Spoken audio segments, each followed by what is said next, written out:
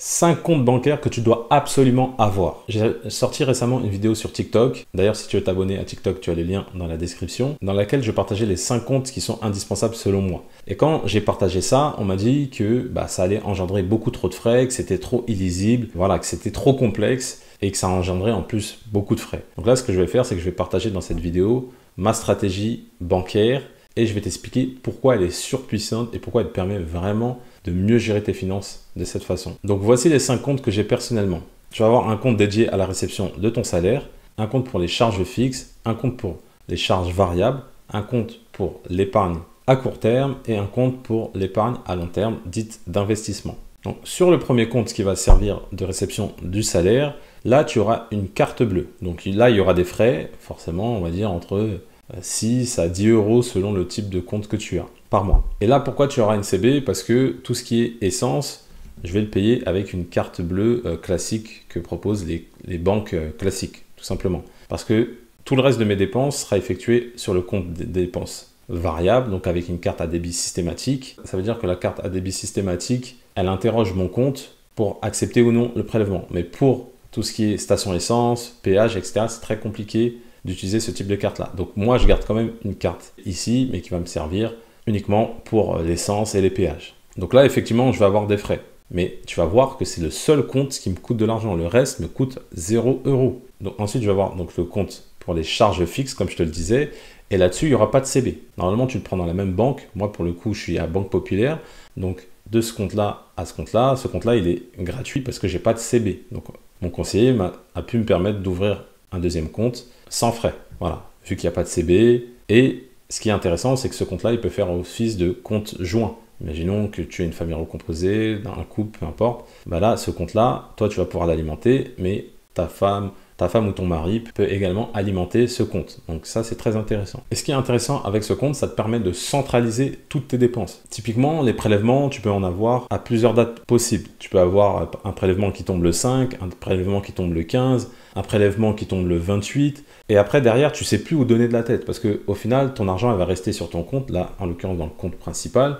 Et tu vas plus savoir combien il te reste d'argent à dépenser. Alors que là, le fait d'envoyer sur ce compte-là, ça te permet donc de centraliser les dépenses sur un seul jour et donc de retirer l'argent qui te sert à payer tes dépenses fixes en fait. Et le fait de retirer cet argent-là, tu es plus tranquille et tu risques pas de toucher cet argent-là pour faire d'autres dépenses. Donc vraiment, là, le fait de faire ça, ça te facilite la vie. Ensuite, donc, tu as le compte des dépenses variables. Là, également, tu vas avoir une CB, mais ce type de comptes-là, ils sont gratuits. Moi, par exemple, j'ai un compte chez N26 qui est totalement gratuit. J'ai un compte chez Lydia également qui est totalement gratuit. La seule chose que j'ai payé, c'est l'envoi de la CB et c'est tout. Et après, derrière, tu n'as aucun frais. C'est une banque en ligne, donc c'est bien plus intéressant en termes de fonctionnalité. Tu peux changer ton mot de passe à distance, tu peux bloquer ta carte. Enfin, je ne vais pas faire les détails, mais franchement, il n'y a rien à voir avec une banque classique. Et tu sais où tu en es en temps réel. Encore une fois, tu as une CB à débit systématique. Donc, dès que tu dépenses, tu sais où tu en es.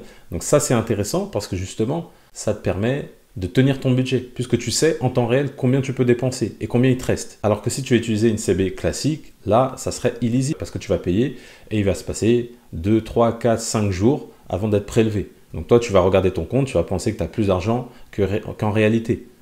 Alors que ça, c'est beaucoup plus lisible de dépenser avec ça. En plus de ça, sur ce compte-là, je vais pouvoir mettre en place le système des enveloppes virtuelles.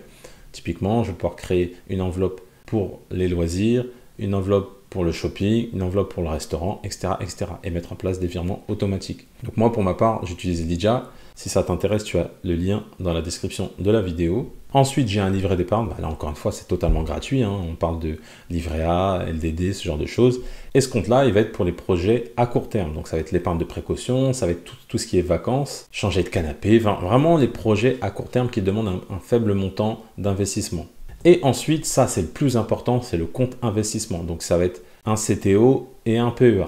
Si tu ne sais pas ce que c'est, mets-moi dans les commentaires, je t'expliquerai en détail, mais également n'hésite pas à te renseigner sur Google. Et là, c'est donc ce qu'on appelle un compte d'investissement qui va me permettre d'investir sur mes projets à long terme et également d'obtenir des gros rendements. Parce que là, sur les rendements type livret A, LDDS, ce genre de choses, les rendements ne sont pas fous. Alors que là, tu peux viser des gros rendements.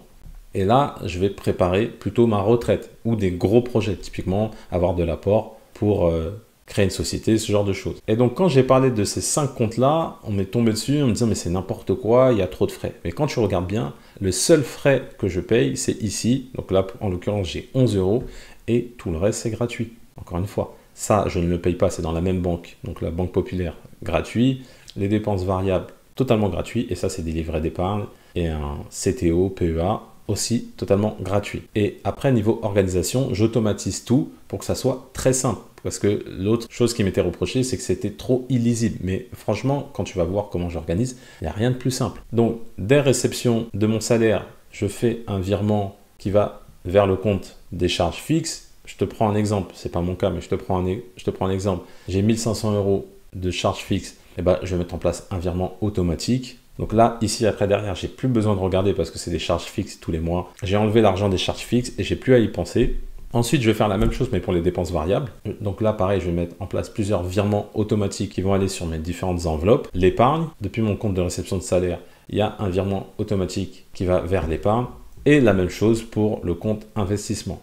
Donc, effectivement, au départ, l'organisation est un peu complexe, mais une fois que tu as mis ça en place, tu n'as plus rien à faire. Et tous les mois, la seule chose que tu vas utiliser, c'est ton compte dépenses variables. Et bien évidemment, de temps en temps, tu vas devoir investir. Par exemple, là, pour le coup, moi, j'investis dans un ETF. Donc, tous les mois, je vais placer l'argent sur l'ETF. Mais ma stratégie, elle est on ne peut plus basique. Ça me prend même pas 5 minutes de faire mes comptes tous les mois. Donc, qu'est-ce que tu penses de cette stratégie? Est-ce que tu penses qu'elle est chronophage? Est-ce que tu penses qu'elle est complexe? Ou est-ce que tu penses que littéralement, elle peut te faciliter la vie? Je te remercie d'avoir suivi cette vidéo. Si tu as aimé la vidéo, mets-moi un petit pouce bleu, ça fait toujours plaisir. Si tu as des questions, n'hésite pas, il y a les commentaires qui sont là pour ça, je réponds à tous les commentaires sans exception. Avant de partir également, n'oublie pas de t'abonner à ma chaîne. Je publie une vidéo toutes les semaines le dimanche à 18 h et je publie également un short tous les jours où je te donne des conseils pour mieux gérer ton argent, faire des économies et je te dis à bientôt dans une prochaine vidéo.